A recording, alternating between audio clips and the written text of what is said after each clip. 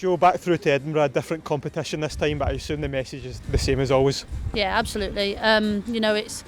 It's good sometimes to change up the competition and keep things fresh, but it's so difficult when you're coming back to back playing the same team at the same ground. It can be tough, but we've made a few changes. We're lucky enough that we've got a squad healthy enough to be able to do that right now, just about.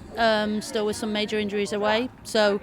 It'll be a tough game, but we've prepped really well this week, and we're confident going into it. Yeah, just talk us through those couple of changes that you've made to your team.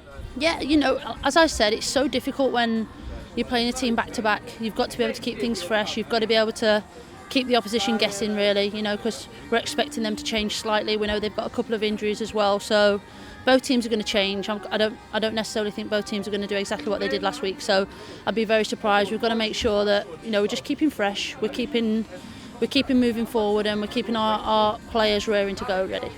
You spoke about getting players back fit and healthy. Obviously, Libby Band's back in the matchday squad. How much of a boost is that for you? Yeah, it's huge for us. Libby's been a really key part to us this season and brings us something different to anything that we've got in that midfield role. So having her come back in today and boost the squad, and it'll be good for us coming over the next couple of weeks as well with a few big games coming up. So hopefully it's a nice start to it today for her.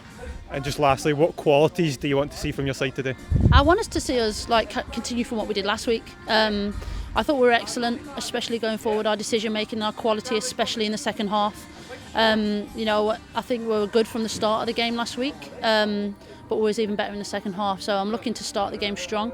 I want us to make sure that we take our game to them and be really disciplined in our structure today and what we want to do going forward. There's a couple of things that I've asked the players to do tactically, so I'll be looking for that to come out today.